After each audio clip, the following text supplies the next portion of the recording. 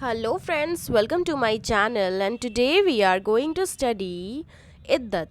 इद्दत means period of waiting. बहुत सारे ऐसे jurist हैं जो अपना specific opinion देते हैं, तो सबसे जाने माने जो jurist हैं उनका नाम है आमिर अली. इन्होंने बोला है कि इस्लाम में इद्दत एक ऐसा पीरियड है जो डिवोर्स के बाद होता है या किसी के हस्बैंड के मरने के बाद होता है, जब वुमेन शादी नहीं कर सकती है. उन पीरियड को बोलते हैं इद्दत. तो गाइस, पीरियड जो है वो कैलकुलेट किया जाता है on the number of menses. जैसे कि वुमेन को यूजुअली 3 मेंस्ट्रुअल साइकिल तक वेट करना पड़ता है. वुमेन को घर में रहना पड़ता है 3 महीने और उनको सिंपल और सादगी वाली ज़िंदगी गुजारने को कहा जाता है. शादी अगर इद्दत के समय में होती है, इद्दत के दौरान होती है, तो वो शादी को नल और वाइड साबित कर दिया जाता है, क्योंकि इस्लाम में है कि अगर आपका डिवोर्स होता है या आपके हस्बैंड की डेथ हो जाती है तो आपको इद्दत का पीरियड करना ही पड़ेगा, आपको वेट करना पड़ेगा, तभी आप आगे अपने ज़िंदगी का कोई फ़ैसला ले सकते हैं. दोस्तों, पीरियड जो है दैट इज़ मेंस्ट्रुअल साइकिल जो है वो बहुत एसेंशियल है.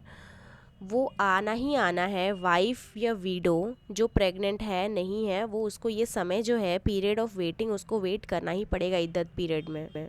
अब बहुत ही इंपॉर्टेंट बात है दोस्तों, ध्यान से सुनिएगा. Section 2B of Muslim act 1986 that is protection of right on divorced women के बारे में बताता है इस एक्ट में. और इसमें बताता है कि इद्दत पीरियड का मतलब क्या होता है डिवोर्स्ड वुमेन के लिए. तो डिवोर्स्ड केस में क्या होता है कि जो डिवोर्स्ड वुमेन होती है, डिवोर्स लेने के डेट, उस डेट के बाद से उसको देखना है कि उसे 3 बार पीरियड्स आना ही आना है. दैट इज़ 3 मेंस्ट्रुअल कोर्सेज आना ही आना है. अगर डिवोर्स्ड लेडी जो है, डिवोर्स्ड वुमेन, अगर वो प्रेग्नेंट है और प्रेगनेंसी के टाइम में ही उसका डिवोर्स हो जाता है तो उसको इद्दत में रहना पड़ेगा तब तक जब तक वो चाइल्ड को इस दुनिया में ना ले आए. लेकिन दोस्तों क्या होता है ना, कभी कभी मिस कैरेज हो जाता है, ठीक है. तो अगर इद्दत से पहले ही मिस कैरेज हुआ हो तो 3 महीना तक उसको इद्दत में रहना पड़ेगा. लेकिन अगर 3 महीने बाद, मतलब उसका इद्दत होने के 3 महीने बाद अगर मिस कैरेज हो जाता है तो उसको फिर कोई इद्दत नहीं करना पड़ेगा. मतलब कि वो अपना 3 महीने का इद्दत कर चुकी है, 3 महीने के इद्दत के बाद अगर मिस कैरेज होता है तो उसको कुछ इद्दत नहीं करना पड़ेगा. तो दोस्तों, तलाक के बाद जो टाइम ड्यूरेशन होता है उसको इद्दत कहते हैं. वाइफ को तलाक के बाद ऑब्जर्व करना ज़रूरी होता है. इद्दत का मेन ऑब्जेक्टिव है कि क्या औरत प्रेग्नेंट है या नहीं, ताकि फ्यूचर में पेरेंटल कन्फ्यूजन ना हो जाए, ठीक है. जैसे कि वाइफ ने हस्बैंड को छोड़ दिया और वो दूसरी शादी कर लेती है, तो जब वो पहले हस्बैंड के साथ थी तो शायद उसके बीच इंटीमेशन हुआ होगा. तो जब वो दूसरे हस्बैंड से शादी करती है और इंटीमेट होती है तो क्या पता कि वो जो बच्चा हो वो पहले हस्बैंड का हो. तो ये जो कन्फ्यूजन और कॉन्फ्लिक्ट्स है, इससे रोकने के लिए भी इद्दत जो है वो बहुत ज़रूरी है करना. जैसे वाइफ जो है वो 1 मंथ प्रेग्नेंट थी, अगर वो दूसरा शादी परफॉर्म करती है विदाउट इद्दत, पहले हस्बैंड का इद्दत नहीं करके ये दूसरा शादी परफॉर्म करती है और वो चाइल्ड को बर्थ देती है, तो उसका फादर कौन है, पहला वाला हस्बैंड या दूसरा वाला हस्बैंड. तो ये जो है दोस्तों, ये फिर बाद में फ्यूचर में कॉन्फ्लिक्ट बन जाता है और लड़ाई होता है.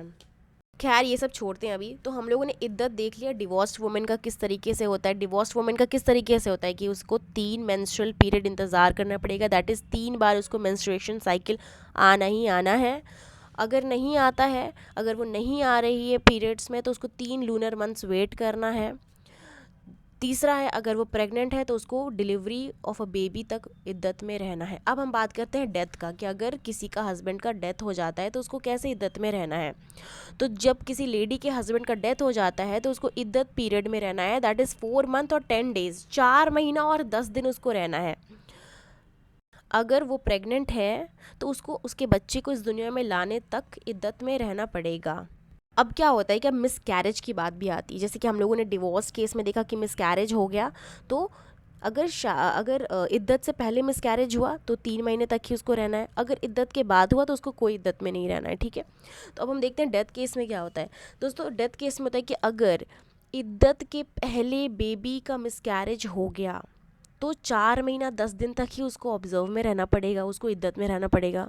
लेकिन अगर औरत का 4 महीने 10 दिन इद्दत करने के बाद मिसकैरेज होता है तो उसको फिर से न्यू इद्दत शुरू करना पड़ेगा। दैट इज़ कि उसको फिर से 4 महीना 10 दिन इद्दत में रहना होगा।